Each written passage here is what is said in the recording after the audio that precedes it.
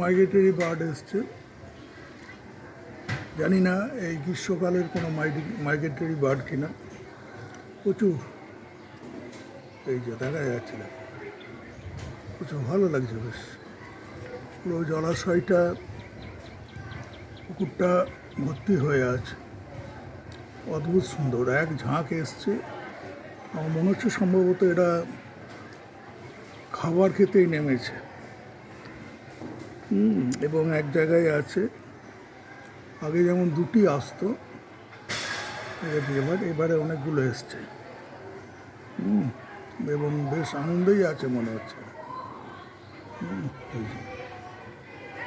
তো আমার তো ভালো ক্যামেরা নেই, এই মুহূর্তে মোবাইলেই আমি ছবি আপনাদের দেখাবার চেষ্টা করছি।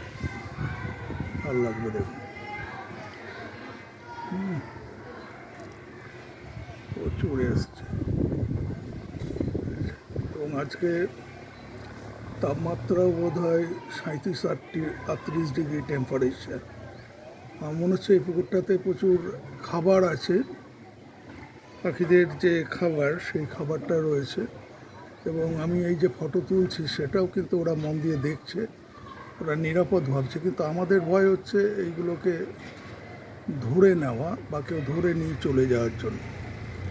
তো সকলকে দেখার জন্য অসংখ্য ধন্যবাদ জানাচ্ছি কাঞ্চননগর ডিএন দাস হাই স্কুলের পক্ষ থেকে।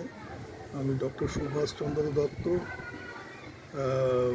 পরিবেশবিদ, প্রধান শিক্ষক, Kanchannagar DN Das high school.